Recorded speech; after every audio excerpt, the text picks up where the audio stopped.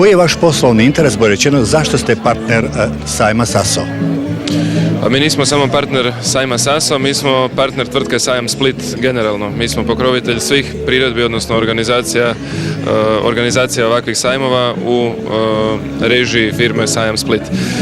Naše poslovno, a i privatno poznanstvo sa gospodinom Bagarićem datira već unazad 10 godina i uvijek smo bili tu nekako u tim krugovima, međutim evo unazad godinu i pol dana smo to konačno konkretizirali i tako smo ponosni sponzori Gasta i Sasa od najvažnijih sajmova, ali i ovih drugih manjih sajmova.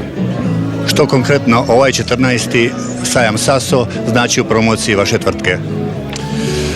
Pa mi ne promoviramo našu tvrtku, mi promoviramo našu marku Volkswagen, jednu od najomiljenijih marki na hrvatskom tržištu. Ovaj sajam možda neće donijeti onoliko prodajnih rezultata kao što je to znao donositi prije zbog uopće poznate situacije. Međutim, ovaj sajam je naše iskazivanje vjernosti i kontinuiteta, vjerovanje u gospodina Bagarića i njegove projekte, kao i vjerovanje u skori i kvalitetan oporavak hrvatskog poduzetništva i obrta. Naredne godine ponovo ovdje? Naravno. I naredne, a nadam se i one poslije.